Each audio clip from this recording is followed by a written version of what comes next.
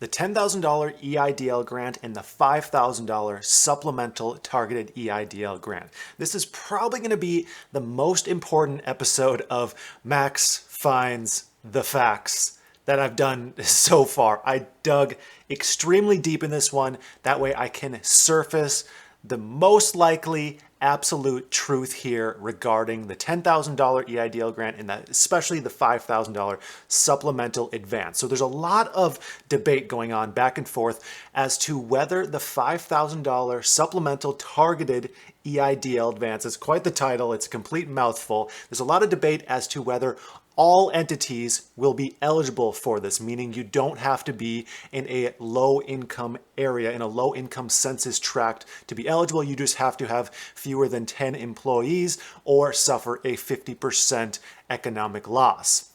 Now, this is even substantiated in articles across the internet. Let's take a look at this. What are the new $5,000 supplemental grants? The American Rescue Plan includes $5 billion in funding for the supplemental targeted advance to the hardest hit businesses. These go to businesses who have suffered an economic loss of greater than 50% and employ not more than 10 employees. As you can see here, there is no indication whatsoever of being in a low income census tract.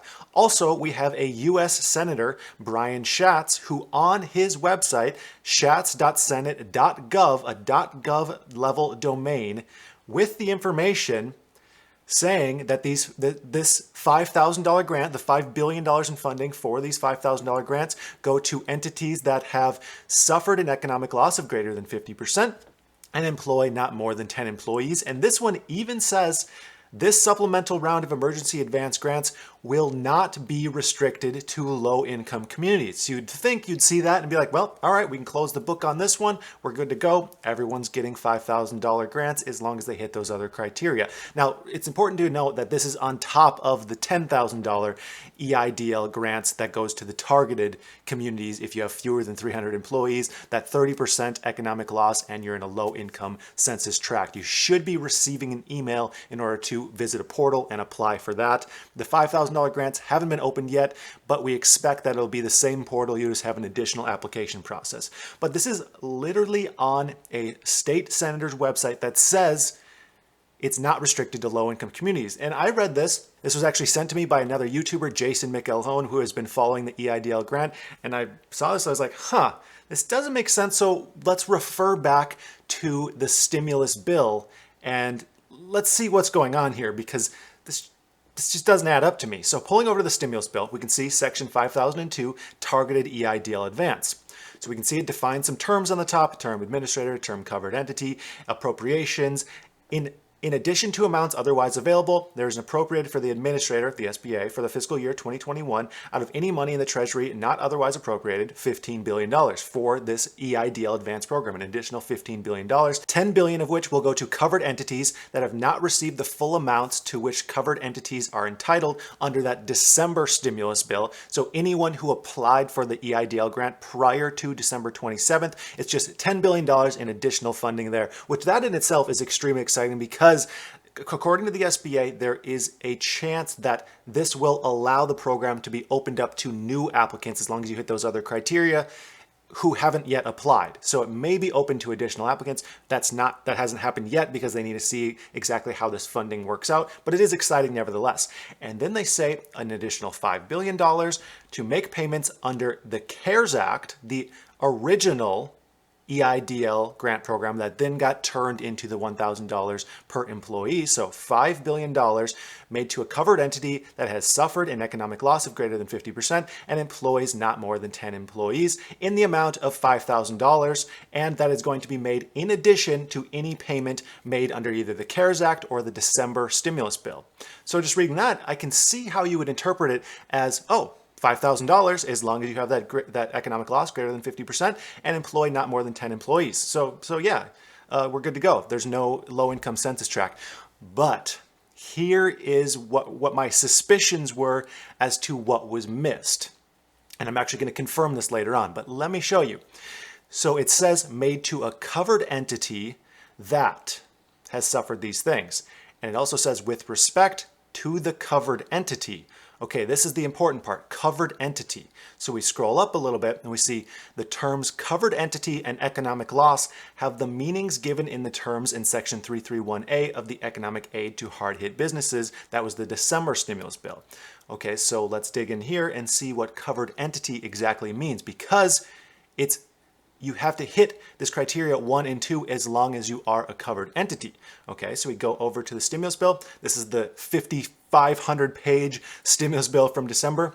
We can see covered entity. The term covered entity means an eligible business entity that, 1, applies for a loan under this act. So you apply for the loan, you get the EIDL advance.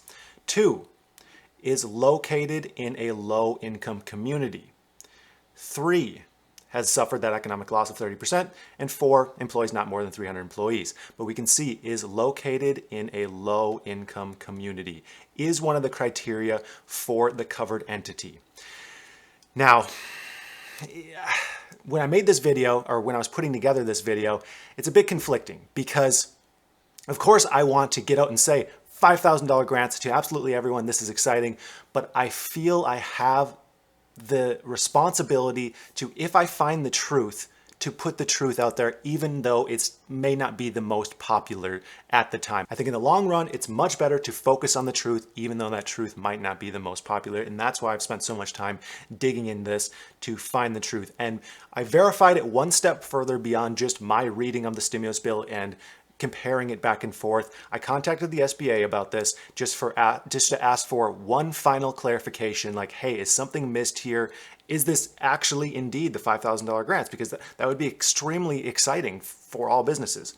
So I sent an email to the SBA, to a top administrator at the Department of Disaster Assistance, and I said on Senator Brian Schatz's website, it stated that the $5,000 supplemental advance is for all income communities. And then I wrote, quote, and I quoted the exact part of the website that says, you know, this supplemental round of emergency grants will not be restricted to low-income communities. Because you'd think on a senator's website it'd be right, but I mean, we're all human. We have to remember. I put down the URL of the site and I said, could you clarify if this is indeed accurate or if the senator is mistaken, or, you know, someone on his staff, most likely. And the response is, the following statement on the website about the supplemental advances not being restricted to low-income communities is not accurate. Section 5002 of the American Rescue Plan, which establishes the supplemental targeted EIDL advance, defines covered entity using the same definition as Section 331 of the Economic Aid Act, that December stimulus bill, which established the targeted EIDL advance and low-income community eligibility requirements. See below. So he first quotes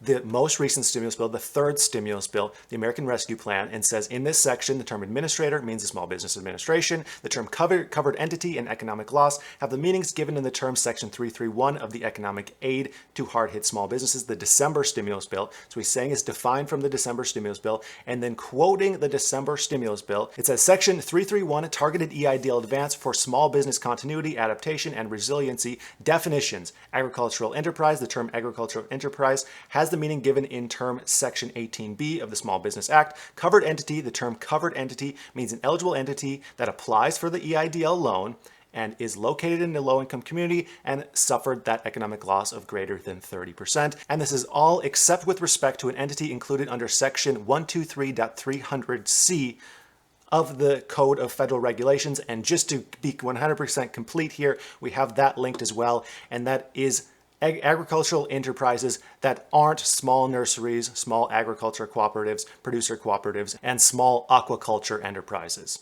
Those entities can apply. So it's been confirmed by the SBA. Here's where we sit right now. You know, there always can be changes, but taking a look at what the SBA is saying, what the actual stimulus bill is saying, and really digging in on the definitions, it doesn't look like this $5,000 grant will apply to absolutely all entities. I would love to see that change and love to be able to present this, but as of right now, presenting the most logical facts, it doesn't appear that way. It appears that the senator's website is incorrect. I'm going to send an email to them and see if they have any kind of response to Senator Schatz. I'll keep you updated there. If you appreciate my honesty and digging into the facts, make sure you like this video and subscribe, and I promise to keep you updated on all things stimulus and EIDL grant. So I'd like to thank you for watching, and I hope you have a profitable day.